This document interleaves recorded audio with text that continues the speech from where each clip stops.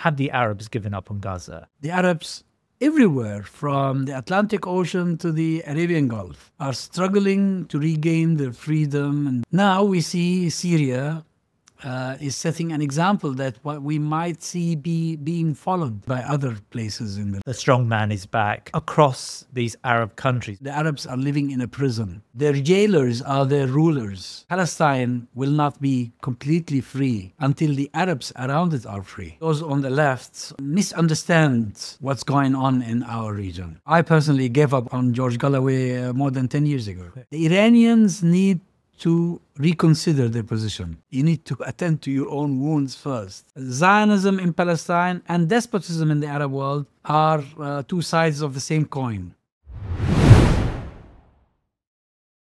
When we talk about Gaza, we often speak of it in isolation of the broader Muslim world. When the Muslim countries are mentioned, it's normally to suggest they have given up on the Palestinian cause. The Abraham Accords is oft-cited as an example of how the Muslim world has turned away from their beleaguered Muslim brethren. But is that really the case? Is the future fortunes of the Palestinians linked to the Muslim rulers? To help us untangle fact from fiction, I'm happy to have back on the show Dr Azzam Tamimi. Dr Azzam is a Palestinian activist, an academic and broadcaster, and travels extensively to the Muslim world. Dr Azzam Tamimi, assalamu alaikum wa rahmatullah, and welcome back to the Thinking Muslim. Alaikum assalam wa rahmatullah wa barakatuh. Thank you for having me again. Well, it's always a pleasure to have you on the show, and in many ways, today's conversation I think is quite important because we've got the backdrop of Syria, we've got the ongoing genocide in Gaza, which is now coming to 15 months. We have a situation in the Muslim world where many Western commentators have now suggested that the Arabs have given up on Gaza. I mean, maybe I should start with that question. Have the Arabs given up on Gaza? Well, Bismillah ar-Rahman ar-Rahim. The Arabs as peoples, as masses, as individuals, never gave on Palestine or on Gaza. Yeah. Sometimes people conflate governments with peoples. And that's part of the problem. The problem in the Arab world is that these governments are not representative of the people they rule. These governments are the product of the world order that started forming by the end of the First World War and was completely formed by the end of the Second World War.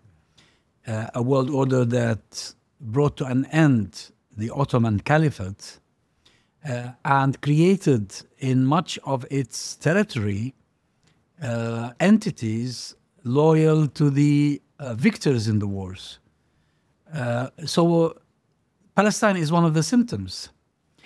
A more serious symptom that sometimes we tend to overlook is the fact that the Arabs are in shackles. The Arabs are not free. The Arabs everywhere, from the Atlantic Ocean to the Arabian Gulf, are struggling to regain their freedom and their dignity. And Syria is just an example of this. I mean, 14 years ago or 13 years ago, we had the eruption of the Arab Spring, starting with Tunisia, moving to Egypt, Syria, Libya, Yemen, and partly Iraq, threatening even other places with similar developments. But then this was somehow suppressed, and the fire was extinguished through the efforts of a global coalition. Some local powers, some international powers who feared the change came together and suppressed it. Now we see Syria is setting an example that what we might see being followed very soon by other places in the region, which is our revolution is not over. What happened 12, 13 years ago of suppressing that revolution was an end of one round in this process. Now we have the second round. There may be a third round, then even a fourth round. And therefore, you see, if I were to diagnose what's wrong with the Arabs, it's not that Israel is occupying Palestine, because that's a symptom, but it is the fact that the Arabs are in a prison. The Arabs are living in a prison, and their jailers are their rulers who deny them their basic rights and who steal their wealth and smuggle it elsewhere.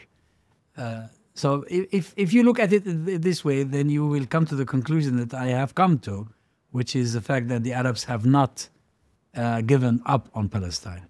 I want to understand the link between the future of the Arab world in particular and the future of the Palestinians, and whether there is a connection. I'm reminded of Avishalaim, his book on the title of The Iron Wall, and the idea is that the Arabs have to give up on any prospect or any belief that Palestine can be liberated from the Israelis. Can you just plot out that connection between the Arab rulers on the one hand and the security and safety of Israel on the other? Well, Israel could not have lasted this long without the continuation of these despotic regimes across the Arab world, because it's not just American weapons and Western money and Western political and diplomatic leverage that is keeping Israel intact. Yeah. It's the existence of these Arab regimes who have been suppressing their peoples, preventing them from lending a helping hand to their brethren in Palestine. It is the duty of the Palestinians to rise against occupation. That's their destiny. The people of Gaza, the people of the West Bank, all the sacrifices they're making, that's their destiny. And it's their duty at the same time. Yet I firmly believe that Palestine will not be completely free until the Arabs around it are free. So it's really one project. It's the same project we're talking about here. And that's why early on, when the Syrians took over main cities recently and the regime came to an end, I wrote an article talking about how the liberation of the Levant is a glad tiding for the Palestinians, because the moment these Arabs are liberated from their tyrants,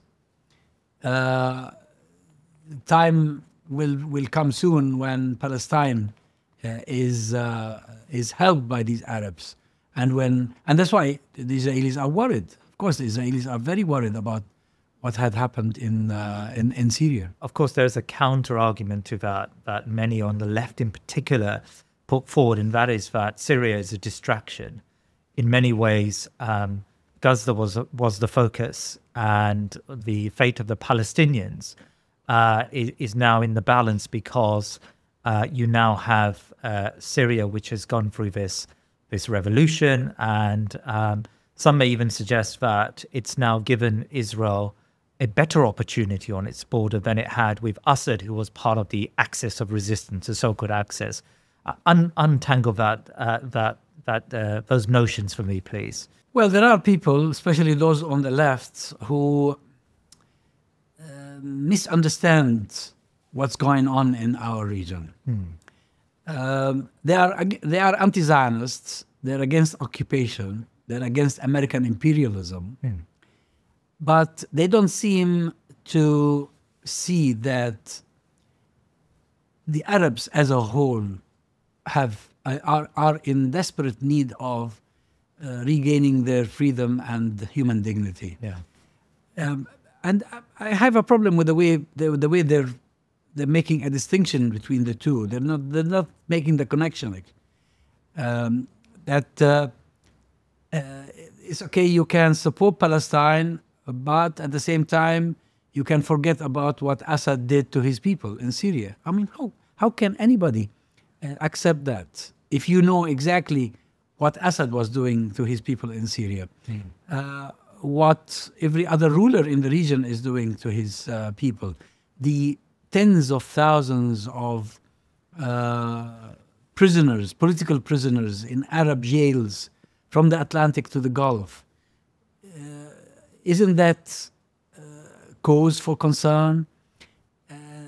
So you see, we need to have an open dialogue with our friends, our comrades on the left, because we do work together on certain issues, but we had disagreements and contradictions on other issues. Whenever we, for instance, demonstrated against the war in Iraq, we came together, we worked together. When we demonstrated against Zionism in Palestine, we worked together. But when we went to demonstrate against tyranny and despotism in a certain Arab country, they never show up. They have a completely different, I don't know, reckoning probably, or maybe they have a different analysis of the situation. I wonder whether part of this is ideological. I'm not sure. But for me, it's very clear. I stand with the oppressed, irrespective of their religion, irrespective of their color, irrespective of their ethnicity or nationality. And I cannot see how I'm expected to support the steadfastness of the Palestinian people without supporting the struggle of the Syrians for freedom. I mean, that's really important coming from you because, you know, I think in many ways we know, at least from a British context, you are probably one of the key Palestinian activists. At least, you know, I've experienced your activism over a number of decades. What about this argument that's presented that the Arab Spring in many ways was US inspired? I mean, we often hear fragments of evidence to suggest that some of those demonstrations in 2011 in Syria, later on in Libya and elsewhere, was CIA funded, in inverted commas. I mean, how much credibility do you give to that level of collusion? No credibility whatsoever. None whatsoever. I mean, why do you need funding to get people to demonstrate against oppression? Yeah. What is it there you're going to fund? I mean, their fast food meals or what? I mean, what? Yeah. People took to the streets because they just couldn't take it anymore. There was so much despotism, so much corruption in Tunisia, in Egypt, in Syria, in Lebanon, in Libya, in Yemen, in Iraq. The people felt that they needed to change their conditions. And why do people always have to attribute things to the United States of America, as if America was the god? I mean, America is just a political entity. It's a country. It has a government. It's ruled by people who make mistakes, and grave mistakes sometimes. And they blundered in Iraq. They blundered in Afghanistan. They blundered before that in Vietnam. Everywhere. I mean, since the Second World War, American policy makers have been making blunders. When something good happens to a certain nation, when people rise against despotism, then we bring in the conspiracy theory to explain it in that terms and attribute this to the Americans. That's real nonsense. I mean, I know for sure how things started in Tunisia, how things started in Syria, in Egypt. Purely indigenous, local, motivated by the need to be free from the shackles of despotism. It's true when you suggest that we overplay the role of America in the Muslim world and almost give it a godlike impression. However, we do know that since the Arab Spring, the first iteration of the Arab Spring, as you mentioned, there have been lots of counter-revolutions across the Muslim world. Egypt, Libya is going through something quite similar at the moment with Haftar and UAE, in collusion probably with the Americans, are trying to counter that. Sudan is going through a horrific time, and again, UAE is part and parcel of that. Tunisia has failed in many respects. Maybe that was a more homegrown failure, but there is a failure there, and the strong man is back.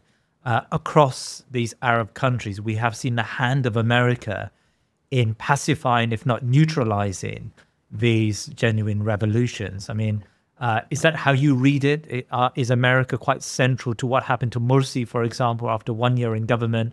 You know, Morsi was removed from power by the generals. how do you see that? Well, if you are a superpower and you have interests around the world and you want to maintain your hegemony, you will always try to reduce your losses when something beyond your own planning, your own thinking happen. Yeah. You try to limit your losses and hopefully magnify your gains. That's natural.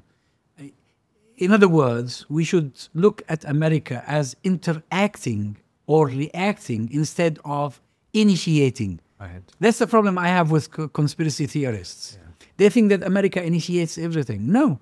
America or any other power in the world, human power, they want to maintain their hegemony, save their interests by planning best how to deal with developments. Okay, the Arab world rose. The Arab world wanted to change those regimes, which mostly were lackeys to the Americans, or at least did things to appease in a manner that appeases the Americans.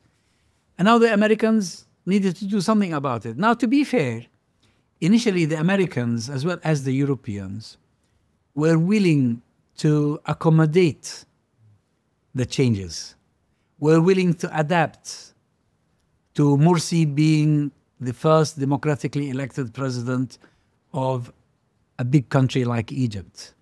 Yet, it was local powers in Egypt itself, including the military. It was regional powers like Saudi Arabia and the United Arab Emirates who insisted that someone like Morsi should never be allowed to rule. Because if he succeeded in lifting Egypt from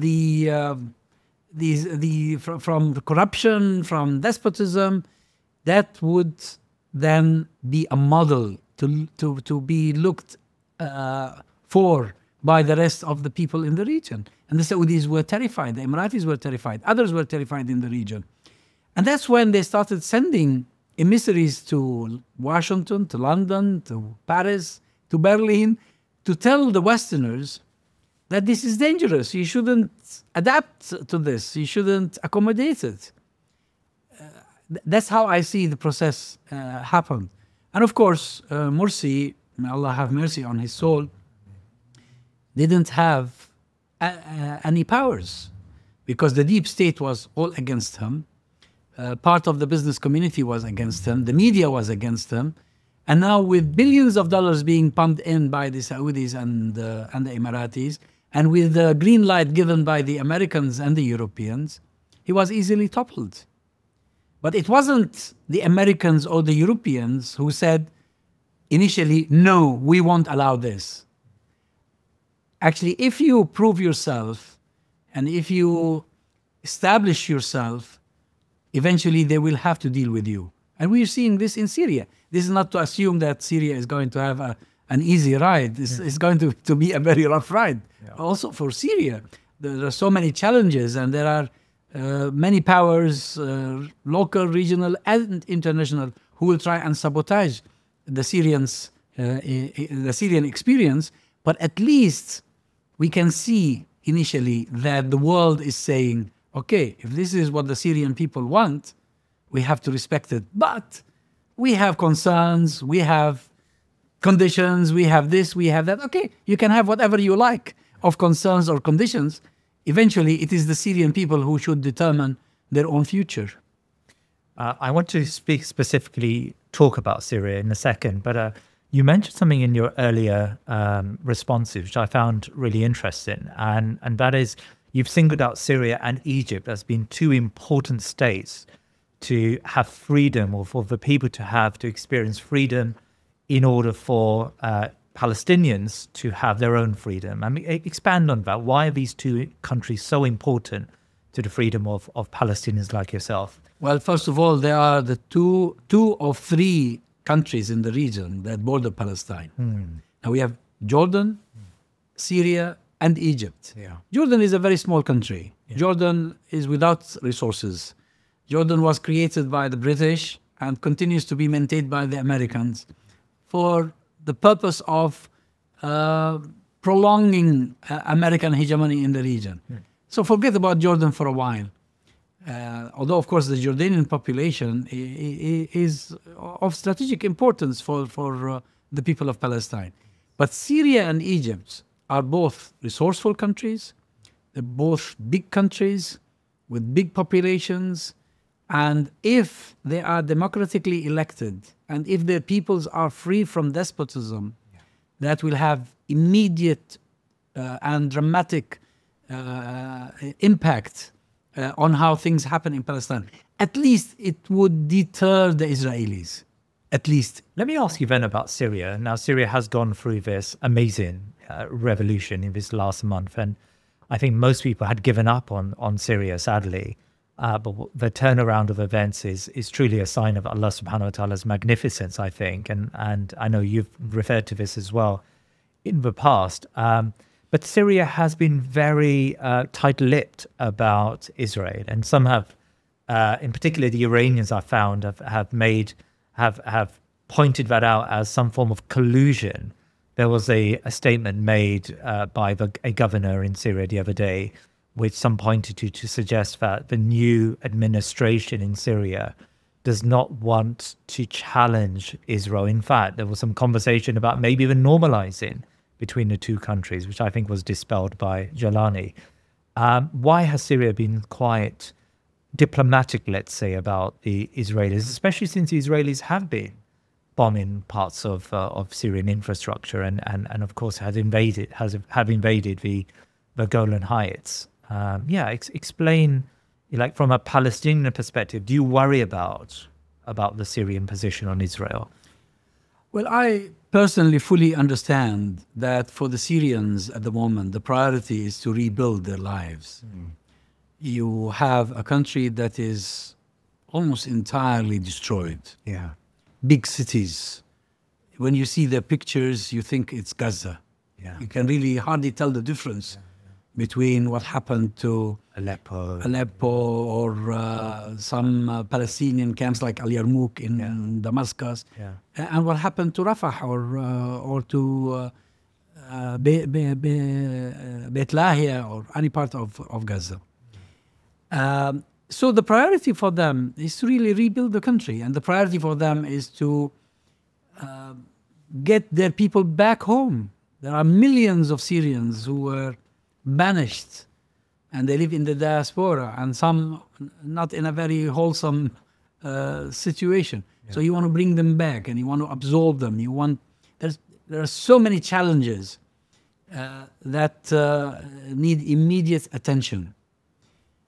However, of course, the Iranians and some of those who are supportive of the Iranians might make statements accusing the Syrian revolution as being associated with the Americans or with the Zionists. That's nonsense, of course. I don't accept any of this. I can see that this is a Syrian revolution, a genuine revolution against despotism and against corruption. And alhamdulillah, it has succeeded. Yes. However, statements made by some, well, so far we've just had one official. I think his name is Maher Marwan, the governor of Damascus. Well, first of all, as a governor of Damascus, he should not have spoken about matters of international politics or foreign affairs. That's not his business. Yes. Secondly, if he made those statements, he must be a fool. Probably somebody whispered into his ear, trying to convince him that the heart to Washington can be reached via Tel Aviv. This is a slogan that some Arabs hoisted at some time, that led to the Abrahamic treaties or accords, and it's nonsense. However, after he made those, after PNR published a report about what he allegedly said to them, he came up with a video clip denying that he said any of it. Now, if you ask me personally, I think he said it, but I think he was a fool. But that now he is denying that he ever said it. Well, we hope that the senior officials in the new administration will come out with clear statements. We're not asking them to wage war to liberate the Golan Heights, which is Syrian, by the way, or liberate any part of Palestine. But we're asking them to make their position clear vis-a-vis the Zionist project. Zionism is a threat to humanity. Zionism is a threat to all the Arabs and the Muslims. The Zionist occupation of Palestine is illegitimate. And therefore, no one should be allowed within the Syrian administration to play with this issue. That's why I have advised our Syrian brothers that they needed to run training courses for their newly appointed senior officials who deal with the media. Not everybody needs to deal with the media, but if you want to deal with the media, and especially the foreign media, the Western media, you need to understand how to deal with them, because they will ask you questions, and some of these questions are going to be tough. They are going to set traps for you, so you need to avoid falling into those traps. So I advise them that their officials need to have some specialized training courses on how to deal with the media. So you accept, I mean, you know, a governor here or there may make some wry comments, but you accept the basic premise that the Syrian administration at this stage has to create a space for itself where it can build and rebuild its country, and built on capacity. And any conversation about, you know, liberating the Golan Heights or liberating Gaza is worthless, or it's talk which isn't going to help the situation in any practical form. What about, how do we square that with, you know, I know you are very conversant in sort of the Ahkam Sharia when it comes to defending one's land, and we know from a young age, I remember at madrasa, there's a very basic premise I learned, which is that if your land is occupied, it's your responsibility to defend yourself, and if you can't, then the Muslims surrounding you have to come to your aid, and the Muslims, until the whole world's Muslims have to come to your aid. And so there may be an argument that some Muslims put forward, maybe naively, but put forward who say that the first thing the Syrian government needs to do to fulfill its obligations is to come to the aid of their brethren in Palestine. As a Palestinian and as someone who I know is an Islamic thinker, how do you understand that? Well, no, you cannot be so deeply wounded and stand up to attend to the wounds of others. You need to attend to your own wounds first. Yeah. You need to heal your own ailments. So I fully understand that Syria, in its current position, cannot do much in terms of lending support to Palestine or liberating the Golan Heights. But what I am expecting from the Syrian brothers is to have a clarity of vision vis-a-vis the Zionist project, and to draw the line. Yes, we cannot at the moment do anything, and this is not our priority. That's fully understandable. But we would never recognize the legitimacy of the occupation of the Golan Heights or the occupation of any parts of Palestine. From Gaza to the Golan, this is all Arab Muslim land. This much has to be said. But I do fully understand. This is a terribly wounded country. You need to really heal it first before you think about anything else. You followed the Arab Spring, the first iteration of the Arab Spring, very closely, and now we've had a number of failed attempts. Tunisia is probably an example, Egypt for sure, Libya, Sudan, Yemen, Iraq to a degree. These are in many ways failures, or at least they're unfinished when it comes to Arab Spring.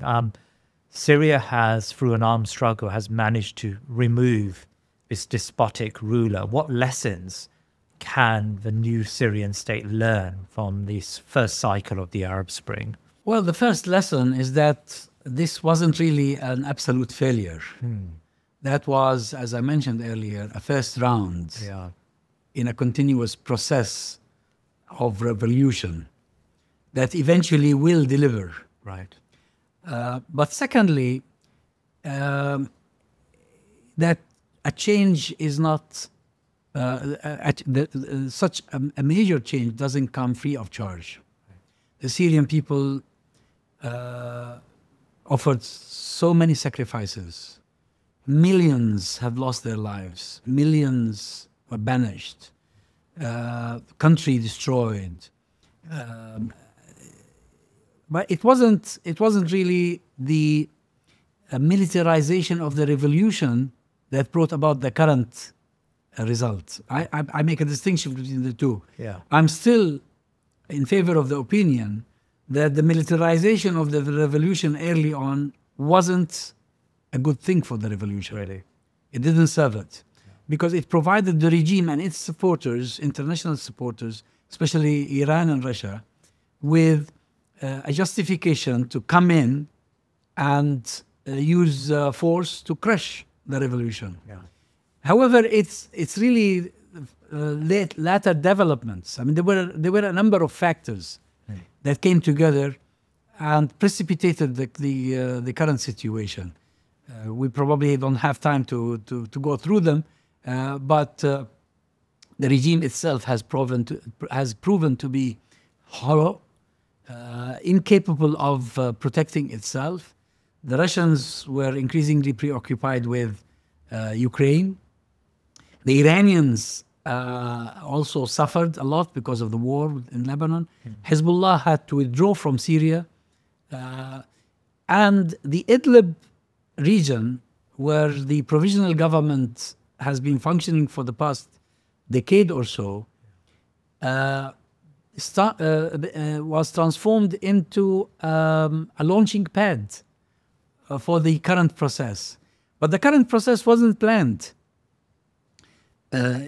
Even the Idlib government, all it had in mind was really expanding the region, deterring attacks against it, probably take Halab or Aleppo in, but they never expected the regime to fall so quickly. The regime itself probably was taken by surprise. Yes. Everybody was taken by surprise. So one can really write a thesis about the various factors that came together in order to facilitate the victory that we have seen. If we were to draw comparisons between the example or model of Syria, yes, there was an armed struggle and the state fell apart. And so it became relatively easy then to take the capital, Damascus. But if we were to draw parallels between that and, say, Egypt, where there is a deep state, and a deep state is extremely powerful, maybe it's a mixture of army personnel and the generals and I don't know, a secular liberal elite. It just seems to me that the Egyptian state is far more cohesive than maybe the Syrian state. Is that how you read it? You know, how can one bring down the deep state if it's not through an armed struggle, say in Egypt? Well, indeed, the deep state in Egypt is much more cohesive, much more powerful. Cannot be compared with Syria, because remember, the Syrians had to call the Iranians in, and then the Russians in 2015, because they simply couldn't protect the regime. Yet in Egypt, the security agencies, the army in particular, are all intact. They act as a block that controls the country, controls the economy in the country. It might seem difficult to envisage today the collapse of the deep state in Egypt. Yes. But it is possible. Right. It is possible if the people of Egypt one day wake up to start another revolution that they decide this time to sustain and maintain for as long as it takes. I mean, in the first round, one of the I don't call it a mistake, I call it an ijtihad, in order to save the blood of the Egyptians, was to reconcile with the army and to work with the army through a process of establishing a democratic Egypt. Of course, the army wasn't serious about this. It wasn't honest about it. And it was waiting for the right moment to attack and perform the coup. Yeah. I think the next round will be different. Is there likely to be violence in it? I really don't know. I hope not. I wouldn't want to see any bloodshed. But if the army falls in Egypt because of so much corruption, because of so much oppression and injustices, and it is possible that we will see units turning against each other. But what you really need in any of the other Arab countries, unlike the previous round, is a sustained rebellion that continues until the deep state is dismantled. You cannot rebuild on an existing state. You have to dismantle it. Can I go back to my original question about whether the Arab people have given up on Palestine? I sense it whenever I speak to any Muslim, let alone an Arab. There is deep frustration and anger and worry and anxiety about what's happening in Palestine. But, if you visit any of the big cities in the Muslim, Amman or Cairo or any of these places, you will see that there are Muslims going, our brothers and sisters are going about their business and tended to their luxuries even in a way oblivious that a few 100 kilometers away, less than 100 kilometers away, in some instances, there are people being completely annihilated. Is there no personal culpability there that we have got to a stage where we continue our lives, and maybe that applies to us here in the West equally, I suppose. But we continue our lives, yet there is a genocide taking place. I think the general feeling everywhere, and I've just come back from Jordan, is that we feel a lot of pain for our brothers in Gaza. We wish we could do something for them, but we feel we are unable to do anything. Right. Simply because we live in a situation where these governments, their own priority really, their main priority at the present time is to prevent that aid from reaching the Palestinians. Yes. And we have reached the stage where even if you tweet something or post something on the social media, you might end up in prison. And people generally are worried about what's likely to happen to them or to their children. So there is pain and there is fear at the same time. So the threshold at which there is an eruption hasn't been reached yet. Yeah. But that doesn't mean it will not be reached. We reached it before in 2011, and we might reach it again anytime soon. Can I ask you about Saudi Arabia? There's conversations, and we pick it up in the press, that Mohammed bin Salman, the de facto leader of Saudi Arabia, is currently involved in the negotiations with America and Israel to possibly tie in an expansion of the Abraham Accords to some form of peaceful settlement, in inverted commas, in Gaza. How do you read what's going on there in terms of, bin Salman's normalization efforts, but also the idea that possibly a ceasefire or even a peace negotiation could be connected to his efforts to create some form of security deal with the Americans?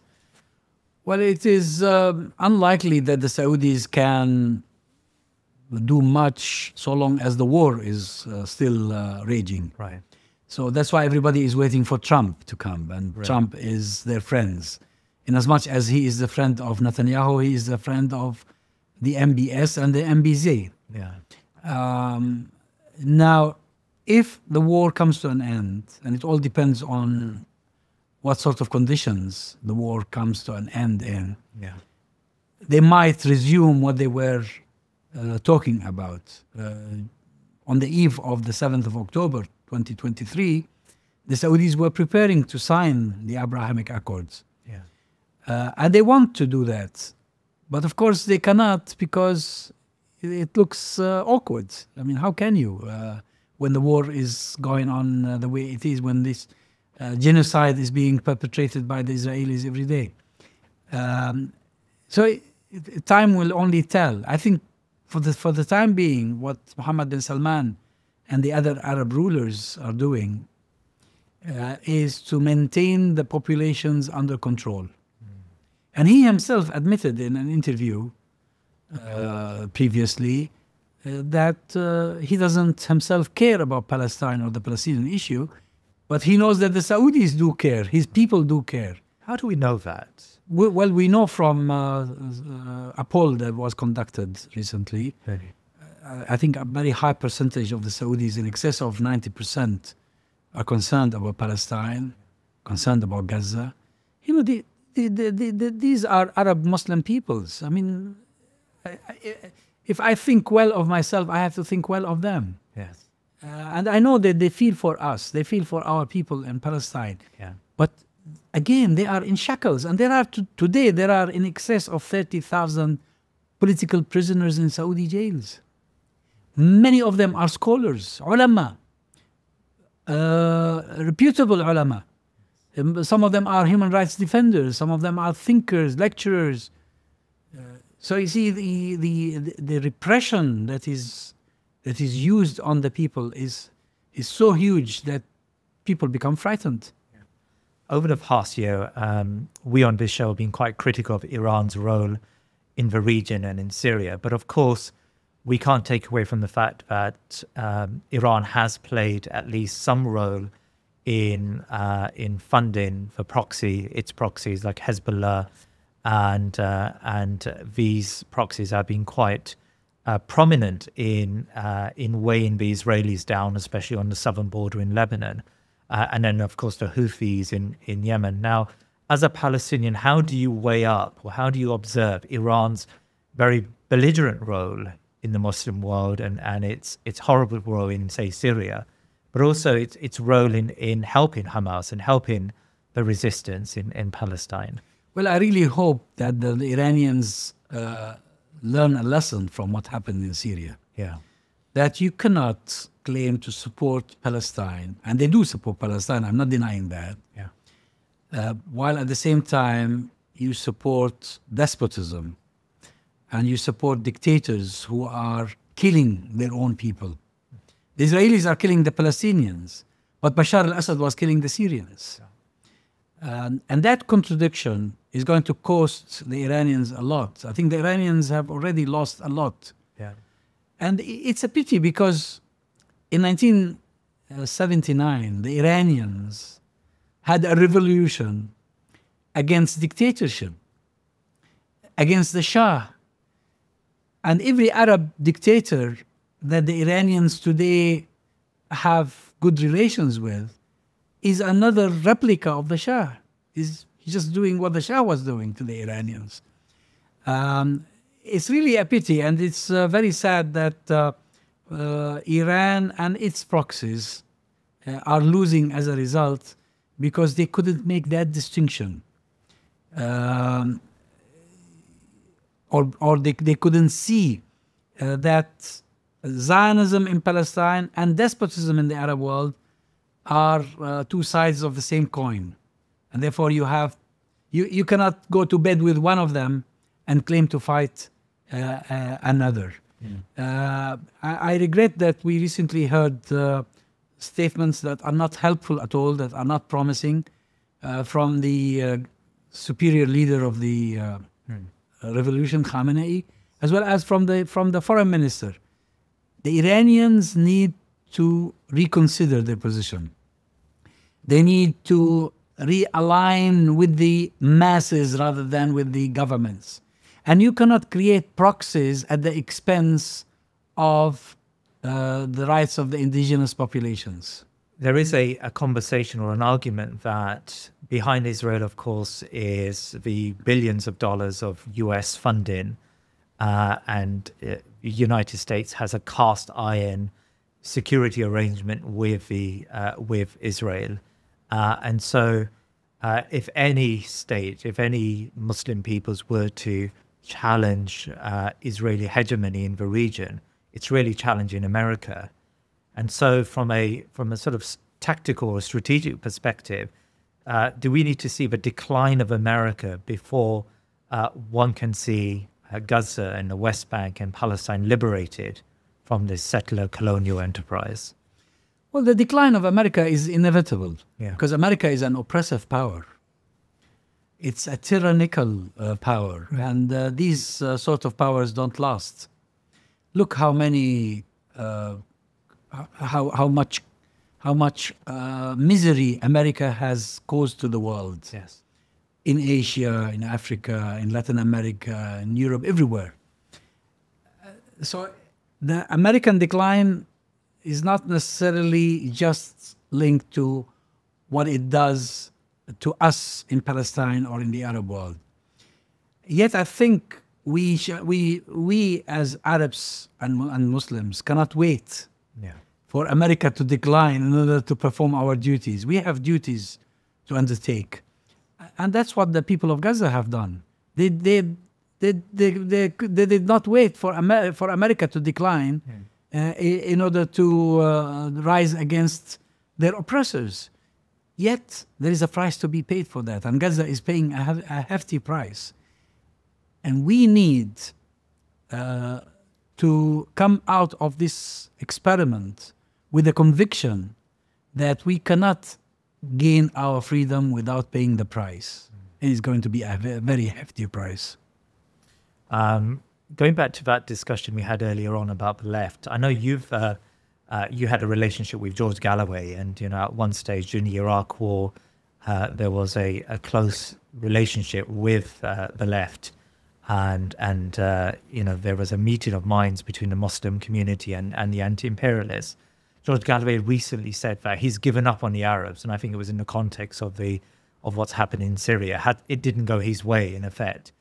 Can you comment on that and maybe sort of the ongoing? I don't know if you still have a relationship with him, but your feelings about what he said about the Arabs. Well, indeed, in the anti-war alliance, we had very close relationship with George Galloway and the left in general.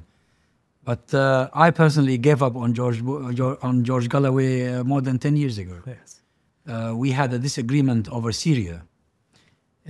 He stood by Bashar. We stood by the people that Bashar was persecuting. Yeah. And he even once threatened me because I shared a clip of him in Parliament when he was, I think, he was spoken against by the Prime Minister at the time or something, over his support for dictators in the Arab world. Right. Because I shared that clip, he contacted some of my friends and threatened me. So I had no relationship with him since then. I feel sorry for him. Yes. Because if you support the Palestinians in their struggle against Zionist oppression, you should support the victims of oppression everywhere. Yes. This is not ideological. This is not left and right. This is a human thing. Yeah. Why should the Palestinian have the right to be free from oppression, but the Syrians don't have that right, or the Egyptians don't have right? Everyone in the world has the right to be free from oppression. One final question. We've seen 15 months of genocide, and there are many people who are becoming weary of just the daily scenes on our social media feeds of hospitals being invaded, of people burning in tents. It's horrific what we see on our screens, and there is a feeling that maybe of hopelessness that's seeping into the anti-Zionist movement, the anti-war movement. We've tried everything. We've demonstrated, we've petitioned, we've boycotted, but there is a resilience there and a collusion with the media and with the apparatus of the state. As a Palestinian, as an activist, as someone who's fought for Palestinian and broader Muslim rights for a very long time, how do you perceive that what we're going through at this moment in terms of emotions and feelings about this genocide? Yes, I agree with you. It's horrific, especially that we see every minute new images, new footage of bloodshed, of massacre, of genocide, of hospitals being burned down on patients and medical staff. But for those, or to those who have a sense of hopelessness developing as a result, I'd say to them, the Palestinians are not hopeless. Mm. The people of Gaza themselves, despite all the pain, are not hopeless. There is still resistance, and Israelis are suffering and are taking casualties as a result. And I think it's a matter of time when the balance of power will be tilted in favor of the Palestinians. So if the Palestinians have not given up, if they are not capitulating, why should those who support them from far have this sense of hopelessness? He should still have hope. He should think of new ways and methods of expressing solidarity and lending support to the Palestinians rather than falling into this trap of hopelessness. Dr. Azzam Tamimi, it's been a pleasure as always. Jazakallah khair. Thank you so much for your time. You're welcome. Please remember to subscribe to our social media and YouTube channels and head over to our website thinkingmuslim.com to sign up to my weekly newsletter. Jazakallah khair.